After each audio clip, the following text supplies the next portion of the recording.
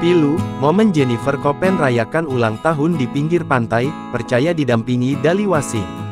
Potret pilu Jennifer Koppen yang tak bisa merayakan ulang tahun dirinya bersama sang suami, Dali Wasing yang telah tutup usia. Padahal sudah jauh hari dia merencanakan perayaan ulang tahun romantis bersama Dali Wasing untuk piknik di pantai. Ulang tahun Jennifer yang jatuh pada hari ini, Sabtu tanggal 20 Juli tahun 2024 dirasakan pilu. Dalam unggahan story terbarunya di Instagram @jennifercoppenreal20, terlihat ia mengunggah suasana pinggir pantai di Bali. Walaupun sang suami telah tiada, Jennifer percaya dirinya tengah duduk berdampingan dengan Dali Wasing di pantai itu.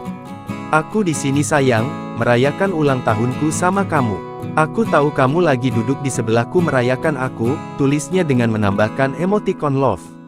Diketahui, Dali Wasing meninggal dunia setelah mengalami sejumlah luka berat di tubuhnya. Dali Wasing suami Jennifer Koppen meninggal dunia usai alami kecelakaan tunggal.